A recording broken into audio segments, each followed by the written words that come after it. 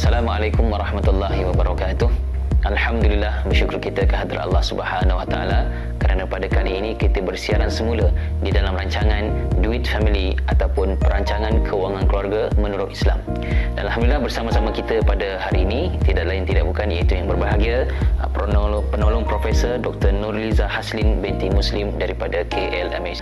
Baik, untuk pengetahuan tuan-tuan dan puan-puan, kita telah pun memasuki rancangan iaitu siri yang ke-7 di dalam tajuk Menghadapi Musibah. Baik, sebelum kita memulakan rancangan, jadi saya mohon kepada sidang pendengar, sidang penonton sekalian untuk bersama-sama like, share dan subscribe YouTube, Twitter, Instagram dan juga Facebook Perkim Kebangsaan.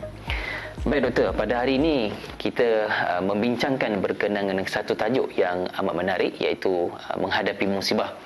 Dikala kita dilanda pandemik COVID-19 yang seluruh dunia merasai betapa dahsyatnya virus ini merebak dan mengancam nyawa manusia di seperusuk dunia, dan kita di Malaysia ini tidak ketinggalan daripada menerima tempias daripada akibatnya pandemik ini. Dan pada masa yang sama juga dah setahun kita menghadapi pandemik COVID-19. Dan pada baru-baru ini kita dilanda lagi musibah yang Allah hantar kepada kita iaitu musibah banjir, tanah runtuh dan sebagainya. Di mana bencana alam yang berlaku ini amat mengejutkan. Di mana saya baru baca paper sebentar tadi, di mana seramai 22,000 penduduk di sekitar negeri Terengganu, Perak, Selangor dan juga beberapa kawasan di utara, termasuk juga di Johor, mengalami musibah banjir ini, dan mereka terpaksa dipindahkan ke pusat sementara untuk menyelamatkan nyawa mereka daripada terus terancam. Dan terdapat 3 lagi nyawa yang telah terkorban dan masih ada lagi 3 yang masih lagi belum dapat dicari dikesan di mana. Dan musibah banjir yang berlaku adalah satu perkara yang kalau kita tengok daripada segi dasarnya memang nampak merugikan, ya. Dan inilah yang umat Islam perlu ketahui bahawa segala apa musibah yang Allah hantarkan kepada kita, perlulah kita hadapinya dengan pasrah dan redha. Dan macam mana kita nak menangani masalah tersebut adalah macam mana usaha kita ikhtiar dengan berpandukan kepada garis panduan yang ditetapkan dalam Islam, iaitu bergantung harapan kepada Allah.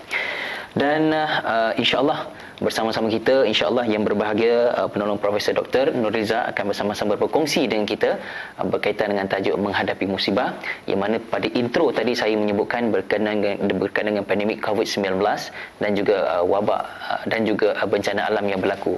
Dan mungkin doktor boleh kongsikan kepada kita berkenaan dengan tajuk ini. Silakan doktor.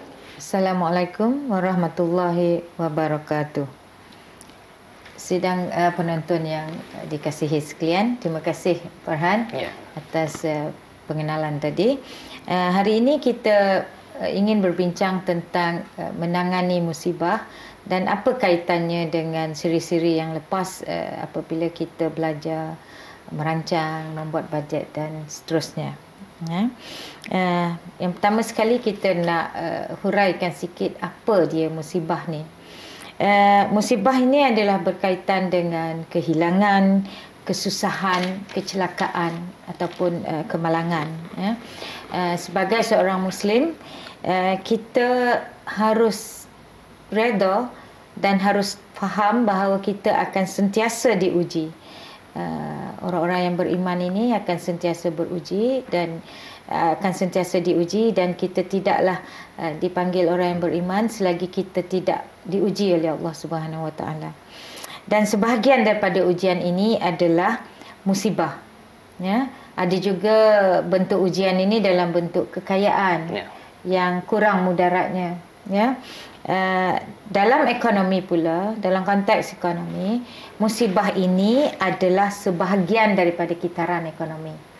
Sebab kitaran ekonomi ini kita akan nampak bahawa pada satu ketika dia menuju kepada kegemilangan, kecemerlangan ekonomi, dan kita kena tahu bahawa setelah kita melalui puncak kegemilangan itu, ekonomi akan menurun menuju tahap yang bawah sebelum dia naik semula, dan ianya berlaku seperti graf trigonometri oscillation naik dan turun itu adalah kitaran ekonomi yang biasa. So kalau kita bercakap pasal musibah, orang ekonomi kata ini adalah kitaran ekonomi yang biasa. Kita memerlukan musibah untuk naik semula. Ya, contohnya kalau kita lihat dulu pada Perang Dunia Pertama, ia sinonim dengan Great Depression. Ya, kemudian Perang Dunia Kedua juga bersamaan, bertepatan dengan depression ekonomi juga, dan seterusnya. Selepas itu tidak ada lagi peperangan dan kita akan lihat gempa bumi, tsunami dan sebagainya. Ini adalah natural disaster, kejadian Allah Subhanahu Wa Taala yang akan menolak naik kitaran ekonomi itu sendiri. Sebab itu dalam surah Al-Kahfi ayat 10 kita dianjurkan untuk berdoa, Rabbana atina min ladunka rahmatan wa hayyi lana min amrina rasyada. Ya, kenapa kita sentiasa berdoa? Supaya Allah mengangkat segala musibah yang terjadi kepada kita. Ya, musibah tadi saya sebut tentang kehilangan, kesusahan dan kecelakaan. Kehilangan, kita boleh kehilangan manusia, orang yang kita sayang. Harta benda. Ya, hari ini kita jutawan, besok pagi belum tentu kita bangun sebagai jutawan. Ya. Dan ilmu juga boleh hilang. Ya. Saya ada seorang rakan yang sangat berilmu tinggi, pandai, cemerlang, tiba-tiba sakit. Ya, sakit, lupa. Dan dia juga lupa pada diri sendiri. Ya, sakit yang menyerang otak dia lah, fungsi otak, dan tak ada dah kegemilangan ilmu yang dia miliki itu. Sebab itulah kita harus sentiasa humble, tawaduk, zuhud dengan Allah. Apa yang kita ada itu, miliki itu sangat minimum sifatnya dan boleh diangkat oleh Allah bila-bila masa apabila ditimpa musibah tadi. Ya. Kesusahan itu seperti yang kita hadapi sekarang lah. COVID-19, hilang kerja, hilang pendapatan dan sebagainya. Dan kecelakaan ini termasuklah banjir, tanah runtuh, kemalangan yang menyebabkan kematian dan sebagainya. Ya. So dalam menangani musibah ini, dari segi psikologi, kita harus menyediakan diri kita dari segi fizikal, mental dan emosi. Ini sangat penting. Di kemudian siri ini, rancangan ini, kita akan berbincang tentang kenapa kita harus memperkuatkan mental dan emosi kita. Ya. So dari segi perancangan ekonomi, dalam surah Yusuf ayat 46 hingga 49, Allah telah memperingatkan kita tentang kitaran ekonomi.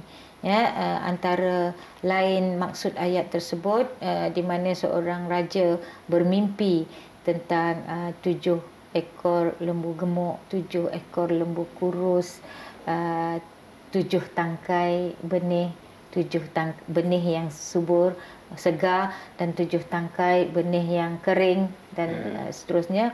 Maka apabila mereka bertemu Nabi Yusuf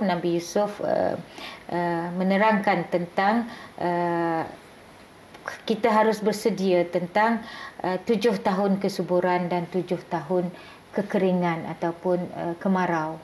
Jadi ini Tuhan telah memperingatkan kita tentang kitaran ekonomi itu tadi. Kita harus bersedia menyediakan diri kita dari segi keuangan, mental dan emosi tadi untuk menghadapi zaman-zaman sukar. Kita tidak pernah terfikir mungkin COVID-19 ini akan berulang lagi. Ya. Pada tahun 1920-an kita menghadapi Spanish flu pandemic. Dan seterusnya kita diikuti oleh musibah-musibah kecil seperti wabak SARS, H1N1, Japanese encephalitis, JE dan seterusnya. Dan hinggalah kita dikejutkan dengan apa yang berlaku di Wuhan pada akhir tahun 2019 yang dinamakan virus itu sebagai COVID-19. Bersempena dengan tahun dia kenalah. Ya. Tidak habis dengan COVID-19, berakhirnya 2020 dengan harapan kes-kes COVID-19 di Malaysia akan menurun. Kita dikejutkan dengan keadaan banjir yang saya kira agak sedikit hebatlah tahun ini. Musibahnya lebih hebat daripada tahun sebelumnya. Kita dikejutkan dengan kematian, kereta hanyut dan seterusnya. Jadi apa yang perlu kita buat sebenarnya? Yang pertama sekali, bila untuk menangani musibah, yang pertama kita harus mempersiapkan diri kita. Sumber, fizikal, mental dan emosi. Jika kita lihat contohnya lah di negara China. Kenapa kerajaan negeri China kita tengok macam cool aja. Sedangkan mereka mengalami kelumpuhan ekonomi selama hampir 8 bulan. Rahsianya kerana mereka mempunyai reserve kerajaan selama 7 tahun. Bermakna kalau dia tidak menjalankan apa-apa kegiatan ekonomi, rakyatnya masih boleh hidup. Perbelanjaan kerajaan masih boleh diteruskan sebab mereka mempunyai simpanan reserve selama 7 tahun. Di sini kita lihat bagaimana sebuah kerajaan Cina mengambil iktibar daripada surah Al-Kahfi tadi, menyediakan negara mereka untuk 7 tahun. Yang kedua, Allah mengajar kita dalam surah Al-Baqarah ayat 156 dan 157, iaitu 156, apabila kita ditimpa musibah, hendaklah kita berkata innalillahi wa inna ilaihi raji'un. Dia mengingatkan kita bahawa apabila ditimpa musibah, kita tahu asal usul kita daripada Allah, dan kepada Allah kita kembali, dan kepada Allah juga kita membuat pergantungan. Ayat 157 berbunyi, mereka itulah yang mendapat keberkatan yang sempurna dan rahmat dari Allah, dan mereka itulah yang mendapat petunjuk. So, insya-Allah bila kita baca innalillahi wa inna ilaihi raji'un, kita selitkan dalam hati kita supaya Allah memberi kita petunjuk untuk keluar daripada kemelut musibah ini.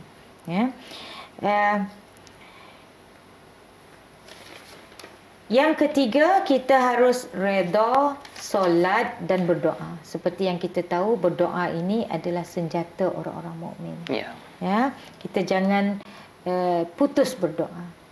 Kita diberi pengajaran bagaimana Nabi Yunus ketika terperangkap dalam perut ikan Nun tidak henti berdoa yang berbunyi la ilaha illa anta subhanaka inni kuntu minaz zalimin. So sebagai orang Islam, kita harus amalkan. Ada musibah, tak ada musibah, kita amalkan supaya Allah sentiasa pelihara kita. Bukan saja pelihara, bila kita ditimpa musibah, Allah akan bagi jalan untuk keluar daripada musibah tersebut. Yang keempat, kita harus sentiasa bergantung kepada Allah. Surah Al-Kahfi ayat 23 hingga 24 berbunyi, dan janganlah sesekali kamu mengatakan terhadap sesuatu, sesungguhnya aku akan mengerjakan itu esok hari, kecuali dengan menyebut insya-Allah, dan ingatlah kepada Tuhan kamu jika kamu lupa, dan katakanlah mudah-mudahan Tuhanku akan memberi petunjuk kepada kebenarannya daripada itu. Jadi selain daripada itu, saya suka nak kongsi pengalaman, contoh-contoh yang pernah dihadapi. Saya pernah ditimpa berbagai-bagai musibah. Musibah pertama, apabila saya berkahwin tahun 83. Masih student di Canada, mendapat beasiswa GPA. Bila kami berkahwin, beasiswa digantung selama 6 bulan. Jadi rakan-rakan mengatakan, itulah kau kahwin siapa suruh, rezeki dah tak ada, rezeki kena sekat. Pada kami, suami isteri, kami menganggap ianya sebagai musibah. Musibah dalam kehidupan kami, ujian dalam perkahwinan, di awal perkahwinan itu, sama ada kita mempunyai kaitan kasih sayang yang cukup kuat untuk terus bersama. Alhamdulillah, dengan membanyakkan doa, membanyakkan zikir tadi, termasuk doa Nabi Yunus.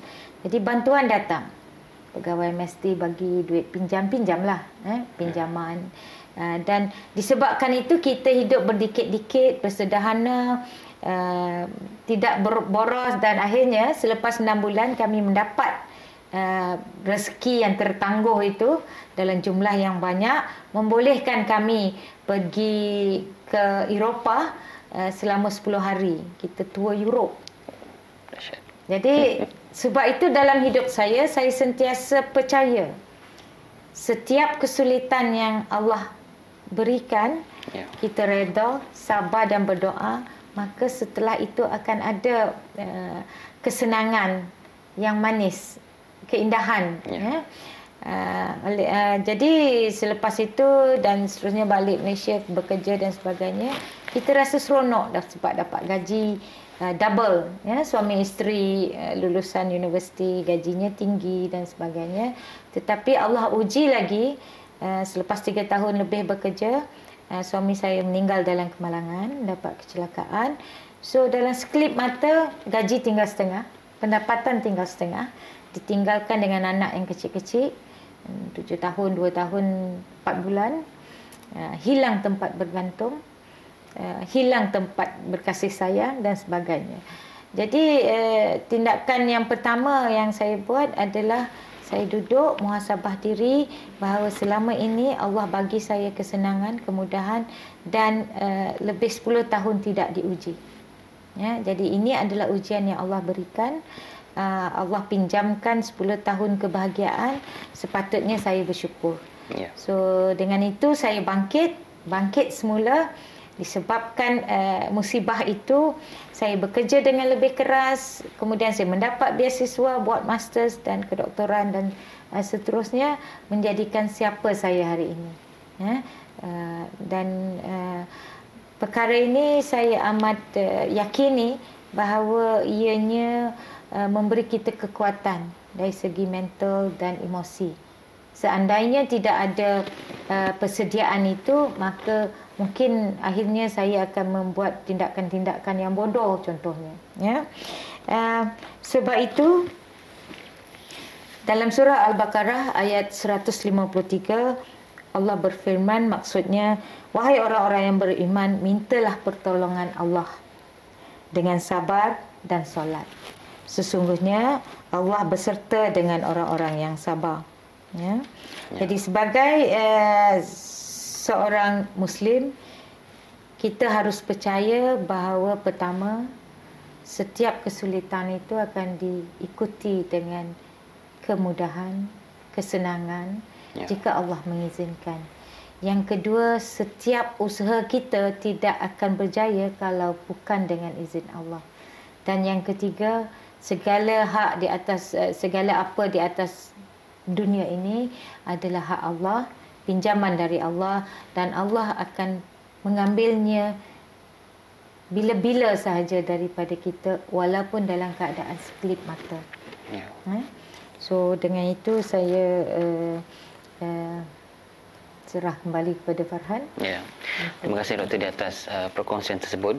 Apa yang Doktor sebutkan tadi seperti musibah banjir yang pun saya pun ada mention pada awal tadi, di mana rata-rata rakyat kita menderita dengan musibah tersebut, dan kita tak merasai dengan apa yang mereka rasa.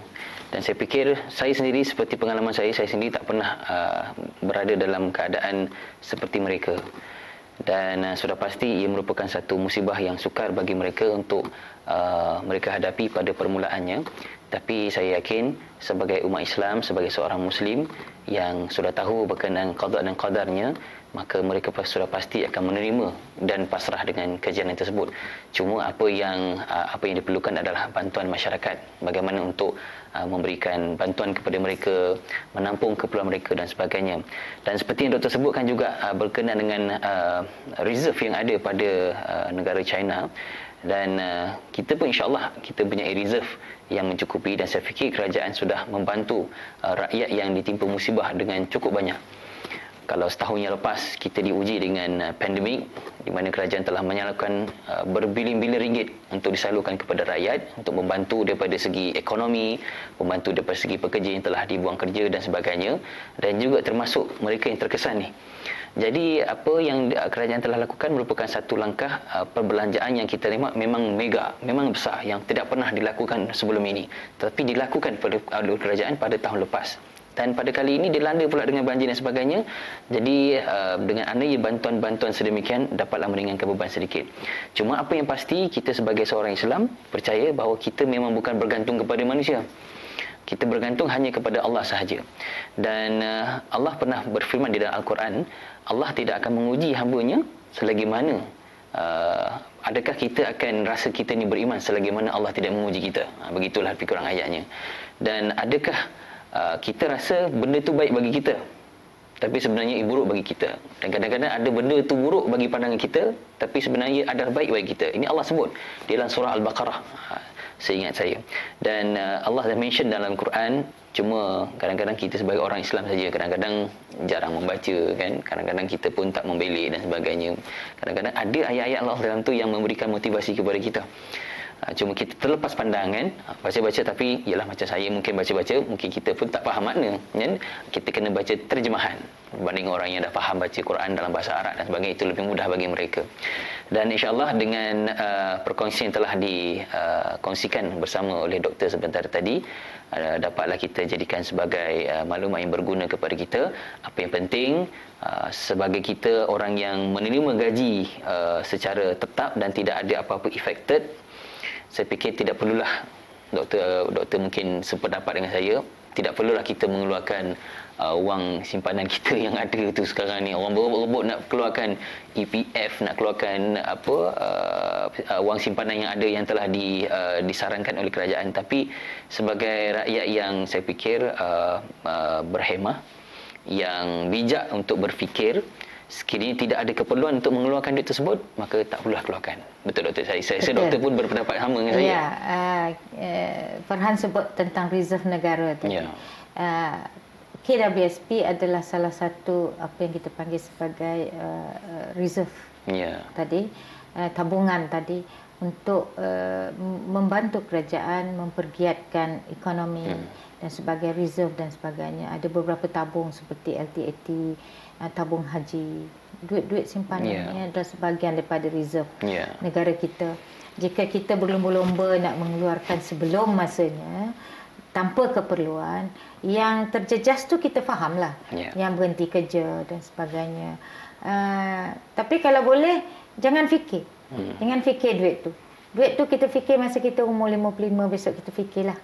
Dan saya pun dah melaluinya. Saya dah melalui 55 tahun itu, dan saya rasa saya amat berterima kasih kerana kita dipaksa untuk menyimpan KWSP secara paksa. Secara paksa. Dan banyak manfaatnya. Betul. Ya, selagi kita berdaya, bila 55 kita mungkin kurang upaya. Hari ini dalam umur 30 tahun macam Farhan, masih kuat, kudratnya masih kuat. Dan Allah bagi kita, Allah sebut banyak kali dalam Al-Quran, beza orang yang berilmu dengan tak berilmu. Adakah anda berfikir dan sebagainya. Betul. So kita harus lebih kreatif, ya, untuk menjalani, menangani, menghadapi dan keluar daripada kemelut musibah itu sendiri.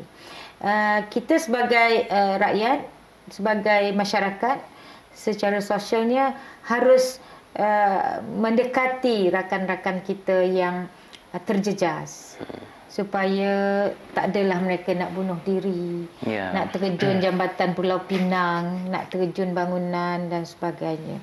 Saya kongsi pengalaman saya dapat panggilan telefon daripada seorang rakan. Dia kata, I want to take my life. Saya kata, kenapa? Dia kata, aku tak ada kerja, isteri memperlekehkan, menghina, sebab isteri bekerja.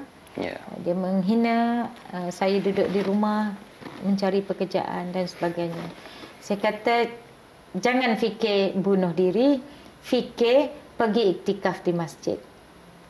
Duduk dalam masjid 2-3 hari, Mungkin Allah bagi ketenangan, muhasabah diri. Mungkin selama ni awak tak cukup berdoa. Mungkin selama ini awak rasa diri awak hebat.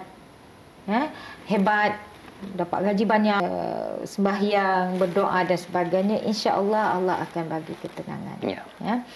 Saya kongsi macam tu sebab saya pun pernah rasa. Saya pernah tiba-tiba darah tinggi, shoot up. Disebabkan sebenarnya sebab salah kita. Kerja, makan tak tentu, tidur tak tentu, workaholic, dan untuk mengubat kesedihan tadi disebabkan musibah tadi tu, hilang orang yang disayangi. So kita jadi macam escapism, buat kerja, buat apa dan sebagainya. Tiba-tiba darah tinggi, dan mujur ada rakan yang baik, dia tanya saya, you nak pergi mana? You nak buat apa supaya turun darah tu? You nak bergembira, holiday dan sebagainya. Saya kata, why not? Minta izin suami, kita pergi sembahyang di masjid. Maghrib sampai Isyak. Dan Alhamdulillah, saya duduk baca Al-Quran dan sebagainya, berzikir. Selepas Isyak, bila keluar balik rumah, bila cek, darah saya turun. Normal 147/84. Dari situ saya percaya bahawa kadang-kadang kita terlampau memikirkan dunia. Kita rasa doktor je yang boleh ubat kita. Dan kita macam tak percaya berzikir, berdoa, solat itu boleh menenangkan kita. Dan biasalah dari segi kedoktoran, kalau orang sakit darah tinggi ni, dia tenang, dia rasa bahagia, maka darahnya akan sedikit turun. Jadi itu antara contoh-contoh lah. Saya melalui berbagai-bagai ujian dalam kehidupan, tetapi saya sentiasa berfikir bahawa Allah sentiasa ada untuk saya. Apa-apa yang kita hilang, kita anggap bahawa Allah pinjamkan kepada kita, dan pada bila-bila masa segala milik, kalau kita bagi pinjam, saya bagi pinjam dekat Farhan, sampai masa saya ambil balik kan? Farhan boleh marah? Tak boleh. Tak boleh lah, sebab itu hak saya kan? Sama juga dengan apa yang ada di dunia ni, hak Allah. Kalau Allah ambil balik, kita tak boleh marah. Betul. Jadi sewaktu saya menjalani kuarantin COVID-19, hari pertama saya marah. Syaitan telah menguasai kita. Saya marah dengan yang puncanya, saya marah dengan orang, saya marah dengan keadaan. Akhirnya selepas maghrib saya duduk baca Al-Quran. Al-Quran yang dihadiahkan oleh rakan saya, sahabat saya. Saya baca, akhirnya saya dapat menenangkan diri saya. Dan akhirnya selama 2 minggu itu, saya sempat baca Al-Quran, saya sempat cari zikir-zikir yang boleh menenangkan, zikir-zikir yang banyak, ada zikir-zikir Imam Ghazali dan sebagainya kan. Saya jumpa, oh ini zikir untuk ini, baca. Memasak, keluarga yang beberapa tahun ini lost touch sebab kerja, pagi pergi balik malam dan sebagainya. Selama 2 minggu mereka bergaul adik-beradik, main monopoli, main entah macam-macam lah, diorang main game dan sebagainya bersama-sama, mengeratkan silaturahim. Kalau sebelum ni ada yang bergaduh, selisih faham, berselisih pendapat sebab semua dah dewasa. Akhirnya dalam masa 2 minggu itu kita boleh lihat mereka bercakap semula. Ada yang tak bercakap pun, ada adik-beradik dia kan, ramai anak, ramai, ada hikmahnya juga.